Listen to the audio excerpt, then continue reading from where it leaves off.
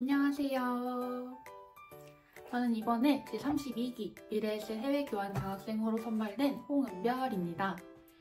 저는 이번에 750만원이라는 큰 장학금을 지원받고 독일로 교환학생을 가게 되었습니다.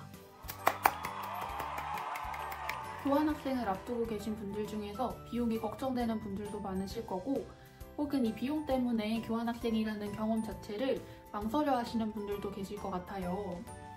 그래서 오늘은 이 미래에셋 해외교환 장학금이 무엇인지, 그리고 그 지원부터 선발까지의 과정을 한번 이야기해 보겠습니다. 일단 이 미래에셋 해외교환 장학금이 무엇이냐라고 하시면, 미래에셋 해외교환 장학금은 대학생들이 넓은 세계에서 다양한 학문적, 문화적 경험을 할 수 있도록 지원해주는 생활비성의 장학금을 말합니다. 그리고 기본 지원 자격은 다음과 같습니다.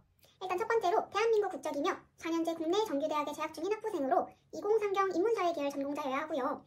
두 번째로 모교 교환학생 파견을 재학 중에 최초로 획득하며 파견 기간 동안 모교 재학 생태를 유지하고 파견교에서 이수한 학기와 학점을 모교에서 인정받을 수 있어야 합니다. 그리고 세 번째로 성적에 관련된 건 직전 학기랑 총평점이 모두 4.5점 만점에 3.3점 이상이어야 하고, 마지막으로 한국장학재단 소득분위가 복지자격에서 8분위 이내여야 합니다. 그리고 다음으로는 아마 여러분들이 가장 궁금해하실 지원 금액입니다. 일단 제32기 기준으로는 아시아는 550만원, 그리고 유럽 혹은 미주의 경우는 750만원의 장학금을 지원하고 있습니다.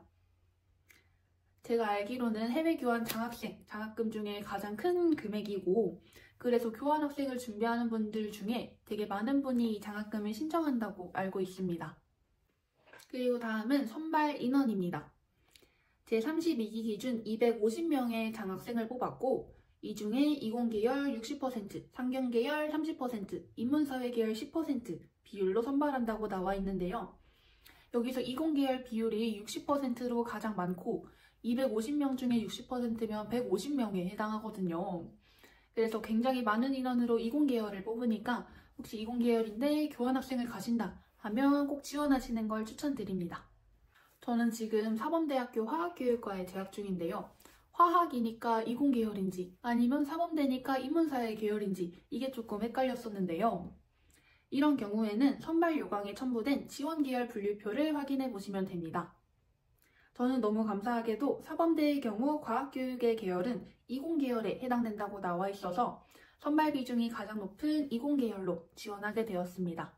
그리고 경쟁률도 많이 궁금해 하실 것 같은데요. 경쟁률은 홈페이지 기준 최근 2개 기수 평균 경쟁률이 약 5대1 정도라고 나와 있습니다. 하지만 이공계열이면 경쟁률이 조금 줄어들겠죠. 그리고 지원 과정은 크게 1차 서류, 2차 면접으로 이루어집니다. 여기서 1차 서류는 재단에서 요구하는 성적증명서, 재학증명서 등 여러 서류를 함께 제출하시면 되고, 이때 자기소개서도 함께 제출을 하게 됩니다. 이렇게 1차 서류 검토가 끝나면 이렇게 합격 시 메일이 오게 되고요. 메일을 받은 후에는 바로 2차 면접을 준비하게 됩니다. 2차 면접은 대면으로 이루어지진 않았고 이번 기수에는 AI 영상 면접을 통해서 이루어졌습니다. 자, 이렇게 2차까지 면접을 열심히 마무리하고 나면은 한 달 정도의 기다림의 시간을 갖고, 전 이 기다림의 시간 동안 너무 힘들었습니다. 기다림의 시간을 갖고 합격 시에는 이렇게 메일이 오게 됩니다. 저는 그래서 메일을 받고 너무 행복해서 막 울면서 엄마한테 전화를 했던 기억이 있습니다. 자, 그래서 지금부터 제가 자기소개서를 어떻게 작성했는지 한번 말씀을 드릴 건데요. 문항별로 한번 다뤄보기 전에 제 첫 번째 팁에 대해서 설명을 드리려고 합니다. 일단 저는 자기소개서 전 문항을 작성하기 전에 이렇게 저만의 아이데이션 노트를 준비했는데요. 이 노트는 말 그대로 제 생각을 떠오르는 대로 이렇게 막 적은 노트입니다. 그래서 예를 들어서 1번 문항의 경우 자신의 성격과 가치관에 대해서 설명을 해야 되는데, 저는 그 문항을 작성하기 전에 제가 들은 얘기 혹은 본 얘기를 이렇게 한번 차례대로 적는 시간을 가졌습니다. 뭐 너는 어떤 사람인 것 같다 이런 친구들이 얘기해 준 게 있으면 그것도 한번 적어보고, 내가 생각하기에 어떤 사람이지? 라는 거를 한 번 더 생각하면서 적는 시간을 가졌습니다. 이거를 이제 노션 앱이나 아니면 그냥 타자로 한번 풀어서 쓰시는 분들이 있던데, 저는 이렇게 글로 쓰니까 좀 더 직관적이고 나중에 보면서 타이핑을 하기가 좀 쉽더라고요. 그래서 저는 이렇게 마인드맵 그리듯이 살짝 구조화해서 이렇게 적었습니다. 그리고 또 두 번째 팁. 저는 노션을 활용을 했는데요. 아까 아이데이션 노트를 통해서 막 적었던 글들을 한번 문장으로 정리해보고 이 노션 페이지에 옮겨 적었습니다. 그러면서 글도 써보고 아니면 문장도 삭제해보고 나중에 봤을 때 또 이 문장이 괜찮아 보여서 또 넣어보기도 하고 이런 과정이 제 노션에 모두 다 담겨 있습니다. 일단 첫 번째 문항부터 어떻게 작성했는지 말씀드리면 첫 번째 문항은 본인의 성격과 가치관에 대해서 설명해주세요 라는 문항인데요. 이 문항은 500자로 가장 적은 글자 수의 문항입니다. 사실 처음에는 적어서 좋다고 생각을 했는데 이게 글을 쓰다 보니까 저를 500자 안으로 표현하기가 되게 힘들더라고요. 그래서 1번 문항은 조금 깔끔하게 작성을 하려고 많이 노력을 했습니다. 일단 첫 번째로 두괄식으로 내가 어떤 사람인지 명확히 제시를 했고요. 그리고 두 번째로 키워드를 중심으로 작성을 했습니다. 제가 아까 작성한 아이데이션 노트를 보면 여기서 저를 표현하는 키워드는 도전, 변화, 성장, 발전, 경험 이런 것들이더라고요. 그래서 이런 키워드를 활용해서 제가 어떤 도전을 했고 그 과정에서 어떤 어려움이 있었는데 그걸 어떻게 극복했는지 그거를 통해서 뭐를 느꼈는지를 적으면서 제가 어떤 사람인지 명확히 제시를 했습니다. 그리고 두 번째 문항은 교환학생을 결심하게 된 계기 그리고 미래에셋 해외교환 장학생으로 선발되어야 하는 이유를 700자 이내로 적어야 되는데요. 저는 교환학생을 결심한 계기 약 350자 그리고 이 교환학생 장학금이 필요한 이유 350자 이렇게 한 반반으로 분량을 나눠서 작성을 했습니다. 저는 이 교환학생을 결심한 계기에 대해서 작성할 때 일단 첫 번째로 두괄식으로 왜 교환학생을 꿈꾸게 되었는지 적었습니다. 저는 지금 사범대학에 재학 중이고 캐나다로 최근에 교육 실습을 다녀온 경험이 있는데요. 저는 사실 일상회화는 어느 정도 한다고 생각을 하고 영어로 소통하는데 큰 무리가 있을 거라고 생각은 안 했지만 막상 가서 영어로 화학을 가르쳐야 된다니까 너무 막막하고 너무 어려운 거예요. 그리고 또 한 교시가 75분이었고 그 75분의 수업을 매주 준비를 했어야 됐고 그리고 화학에 사용되는 용어도 많이 어려워서 그 용어를 완벽하게 익혀서 학생들한테 수업을 하는 게 저한테는 매우 큰 난관이었습니다. 그래서 다녀오고 난 후에 제 영어 실력을 일상 회화 수준에서 좀 더 깊은 학문적 수준으로 늘려보고 싶다라는 생각이 들었고 이러한 과정을 계기에 담아서 잘 작성을 한번 해보았습니다.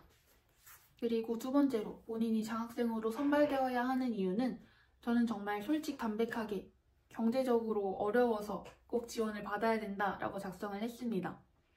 부모님한테 지원 받기가 어려운 상황이고 그렇지만 이 상황을 이겨내고 교환학생에 가기 위해서 이러한 노력을 통해서 지금 경제적으로 좀 자금을 마련하려고 하고 있다. 하지만 이 장학생으로 선발이 된다면 이 교환학생의 경험을 좀 더 풍부하게 해볼 수 있겠다라는 생각이 들어서 경제적인 이유를 들어서 조금 솔직하게 작성을 했습니다. 그리고 선발되어야 하는 이유와 더불어 마지막 한 문장을 추가를 했는데요. 이 마지막 한 문장에 제가 이 장학금을 통해서 교환학생 경험을 좀 더 풍부하게 하고 이를 통해서 여기 있는 미래에셋 재단이 추구하는 가치와 동일한 가치로 사회에 환원하겠다라는 식의 문장을 추가해서 적었습니다. 다음 세 번째 문항은 교환학생을 통해 자신의 전공심화 계획을 구체적으로 작성하는 문항으로 총 900자를 작성을 해야 됩니다. 저는 이 900자를 반반으로 나눌지 아니면 333 이렇게 세 등분으로 나눌지 고민을 많이 했는데요. 일단 결과적으로 저는 총 3문단으로 나누어서 작성을 했고 첫 번째, 두 번째 문단은 제가 듣고 싶은 과목명을 적고 이 과목을 수강함으로써 함양하고 싶은 능력을 적었습니다. 그리고 저는 이 각각의 문항 1, 2, 3, 4번 문항을 적는 것도 매우 중요하지만 이 전체 문항을 통괄해서 관통하는 연계성이 하나 있으면 좋겠다라고 생각을 했습니다. 그래서 예를 들어서 저는 아까 2번 문항에서 일상 회화 수준에서 벗어나서 좀 더 학문적인 수준으로 제 영어 실력을 함양하고 싶다라고 작성을 했었고 이 3번 문항의 가장 첫 번째 문단에서 Scientific Communication이라는 수업을 수강하면서 제 영어 실력을 어떻게 학문적인 수준으로 끌어올릴 것인지에 대한 구체적인 계획을 적었습니다. 그리고 두 번째 문단에도 듣고 싶은 과목명을 쓰고 그리고 그 과목을 왜 듣고 싶어졌는지 제 개인적인 경험에 기반해서 작성을 했고요. 또 이 과목을 수강함으로써 제가 함양할 수 있는 능력, 제가 기를 수 있는 소양을 적었습니다. 그래서 1번하고 2번 문항은 지금 제가 화학교육과에 재학 중이니까 화학에 쓰이는 영어, 그리고 좀 더 학문적인 부분에 치중을 해서 썼고요. 그리고 마지막 세 번째 문항을 좀 교육자의 시선으로 적어보았습니다. 이 세 번째 문단은 과목명은 아니고 파견교에 있는 국제학생의 비율이 높다라는 점을 활용해서 다양한 교육 방식을 한번 탐구해보고 싶다라고 적었고, 이와 관련해서 제가 한번 진행해보고 싶은 프로젝트를 제시하면서 3번 문항을 마무리했습니다. 그리고 마지막 네 번째 문항도 900자를 작성해야 되는데요. 교환학생의 경험이 추후 본인의 미래에 가져다줄 영향을 장기적인 관점에서 기재해주세요 라고 되어 있습니다. 저는 이 문항을 100% 제 꿈과 연결지어서 작성을 했습니다. 제가 미래에 어떤 것이 되고 싶고 이 경험을 통해서 이런 내가 바라는 꿈에 한 발짝 더 다가갈 수 있다. 그리고 이렇게 다가감으로써 미래에셋이 추구하는 가치랑 동일한 가치로 세상에 긍정적인 영향을 줄 수 있겠다라는 식으로 작성을 했습니다. 사실 저는 꿈이란 게 딱 특정지어 있지 않아서 작성하는데 조금 어려움을 겪었는데요.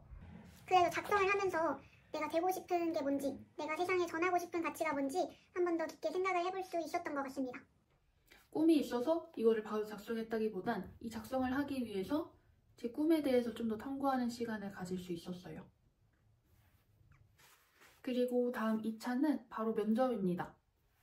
1차 결과가 난 지 한 3일 만에 면접을 바로 쳤던 것 같은데요.